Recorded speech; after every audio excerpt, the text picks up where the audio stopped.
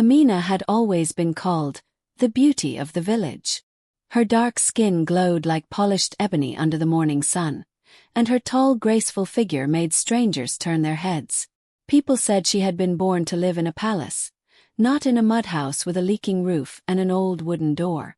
But that small house was her reality. And the man inside it, Issa, was her husband.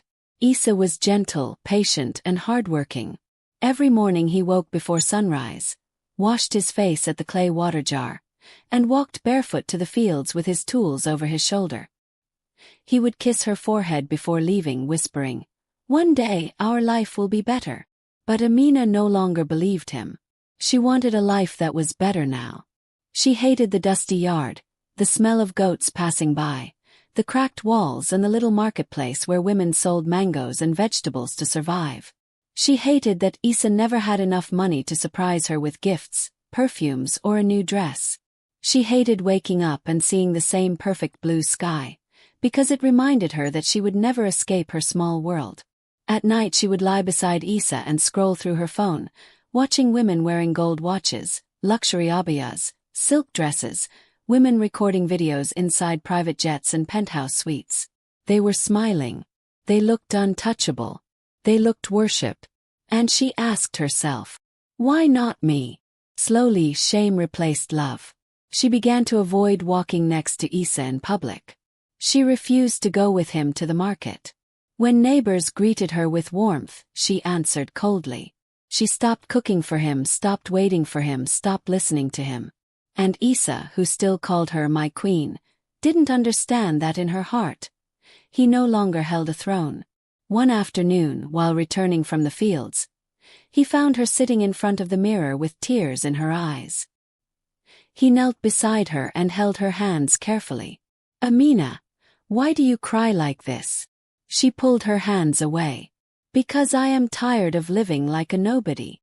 Issa lowered his eyes. He knew he could not give her the world, not yet. But he believed that love and patience were enough to keep a home strong. He did not realize that her heart had already begun to travel far away. Beyond him, beyond the village, beyond loyalty. That night, while he slept beside her, she stared at the darkness and whispered to herself, "I deserve more than this life." And in that moment, not when she would later pack her bags, not when she would abandon her vows. Her betrayal had already begun. She was still at home, still wearing her wedding ring. But her soul had already walked out the door. It began with a simple message request. One evening, while scrolling through Instagram, Amina received a notification from a verified account. Fahd al-Rashid, a wealthy businessman from Dubai. His profile was filled with supercars parked in front of marble villas, yachts floating under golden sunsets, and photos of him wearing tailored suits next to famous celebrities. It was everything she had dreamed of. Everything Issa could never give her. Fahd wrote, "You are breathtaking. A woman like you does not belong in a small place. You should be treated like royalty." No one had ever spoken to her like that. Within minutes, she felt seen, not as a farmer's wife, but as a prize, as a queen. She replied, and a conversation began that would swallow her completely. Days turned into nights of long video calls. Fahd promised the world without hesitation. "Come to Dubai. I will give you a life you never imagined. I will put diamonds on your neck and power in your hands." With each promise, Issa's value shrank in her heart like a dying flame. She began dressing up just to speak to Fahd. She smiled for him the way she had stopped smiling for her husband. When Issa came home exhausted from the fields, she barely looked at him. There was no more tenderness, no gratitude, only resentment. One night, Issa approached her gently and said, "Amina, you are far away from me even when you are right here. Tell me what is happening." She stood up and looked at him with bitter frustration. "What is happening is that I am tired of being poor, Issa. I am tired of waiting for a future that never comes." He stared at her in disbelief. The woman he had protected, worked for, sacrificed for, now talked to him like a burden instead of a companion. The more Fahd praised her beauty, the more she despised her home. The more Fahd promised luxury, the more she rejected Issa's simplicity. Then came the final blow.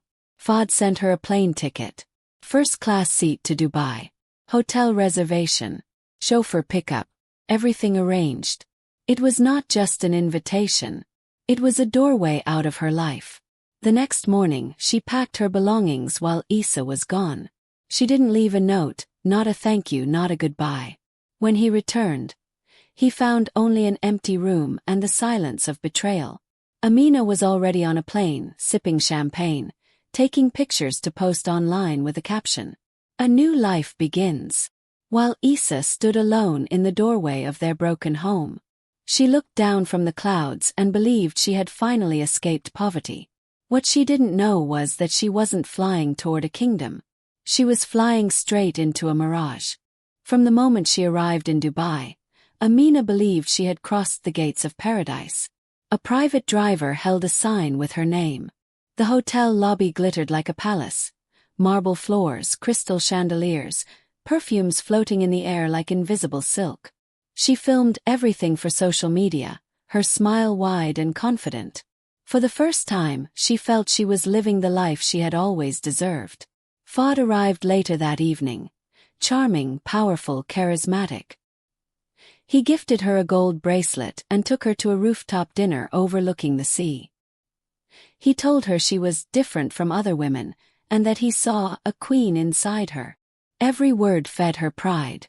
Every luxury made her forget who she used to be. Days turned into weeks of high-end restaurants, shopping malls, and glamorous photos. But slowly, almost invisibly, the treatment began to change. The promises of marriage faded into vague comments. The private dinners became quick meetings.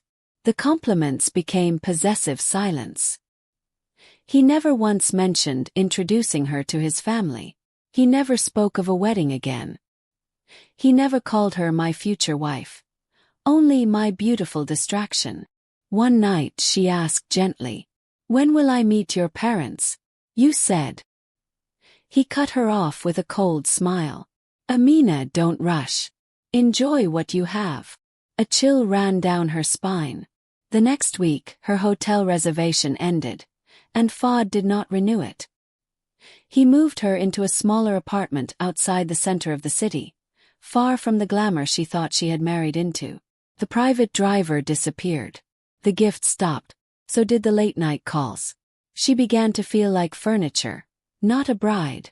When she asked for clarity, he sighed with irritation. "Marriage? Who said anything about marriage? You misunderstood. I gave you a lifestyle that is already more than what you had." It was the first crack in her dream, and then everything collapsed. One morning she returned to the apartment and found the locks changed. Her phone number was blocked. Bank transfers stopped. Her messages showed only a single gray checkmark. Unread, ignored, erased. She had no contract, no ring, no protection, no legal rights. She had not become a queen. She had become replaceable. And Dubai, the city she thought would crown her, became a cruel mirror showing her the truth. She was alone, abandoned in a foreign land, with nothing but regret. With trembling hands, she looked at herself in a bathroom mirror at the airport, mascara running down her cheeks, and whispered, "I traded a husband for a fantasy." The plane back home felt longer than a lifetime. She had left filled with arrogance, and was returning drowned in shame. She thought she had escaped poverty, but she had only escaped love. When Amina stepped off the bus that brought her back to the village, she kept her head low. People stared, some with pity, others with quiet judgment. Rumors had already traveled faster than she had. The woman who left like a queen was returning like a shadow. The wind felt colder, the village smaller. Every familiar corner whispered, "You left because you were ashamed of us." She expected to find Issa still living in the same small house, wearing the same worn clothes, quietly working in the fields like before. She rehearsed in her mind what she would say, how she would apologize, how he would forgive her, how everything might go back to the way it was. But when she reached the old house, it was empty. New locks, new furniture gone, the yard silent. She looked around in confusion until a woman from the village whispered to her, "You are looking for Isa.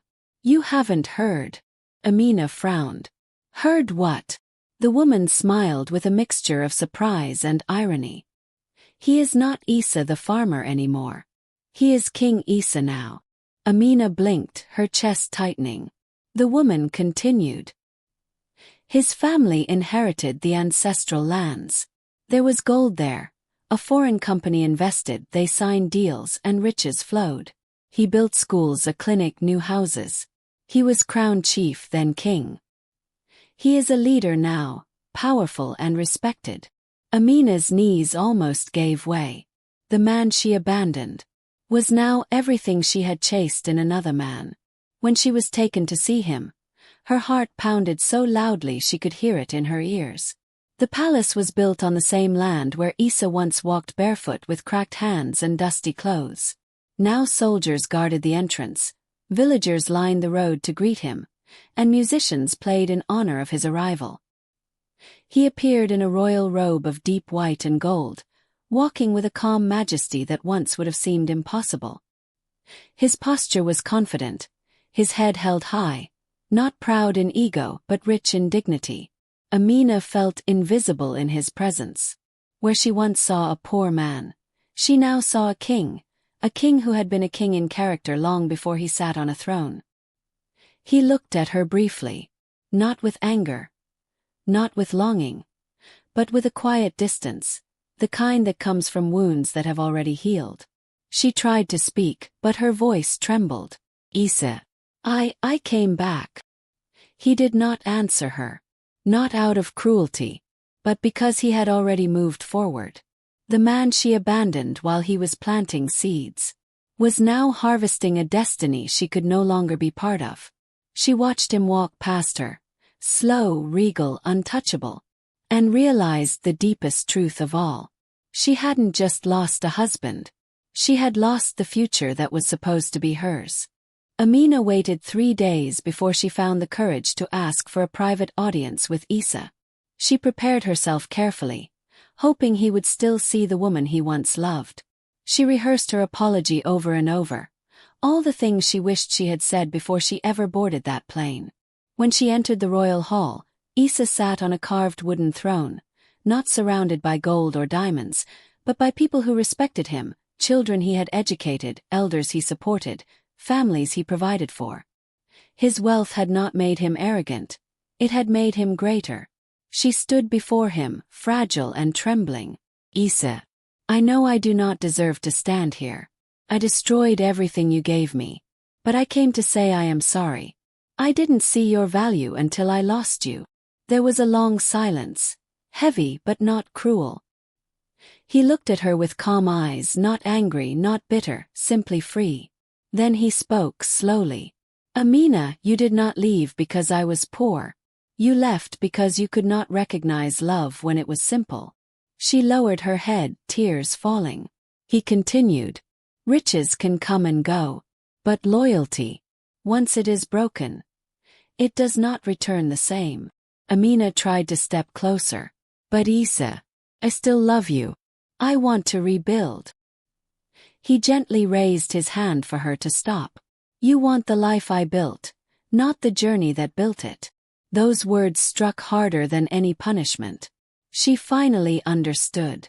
She had not lost him because he became rich. She had lost him when she despised him while he was building. Isa stood up. His final words were not sharp, they were simply true. A queen is not made by luxury. Queen is made by loyalty. And when I needed a wife, you chose the world. He turned and walked away, not out of anger, but because his destiny had outgrown the woman who abandoned it. Amina remained standing alone in the great hall, surrounded by everything she once dreamed of, yet unable to touch any of it. She had chased a crown of gold, and lost the crown of honor. She had run after a wealthy stranger, and lost the man who would have made her royalty long before. In the end, her heart whispered the lesson too late. Some riches come dressed in silence, and only the wise recognize them. Don't forget to subscribe for more powerful stories like this one. And tell me in the comments, from which country are you watching me?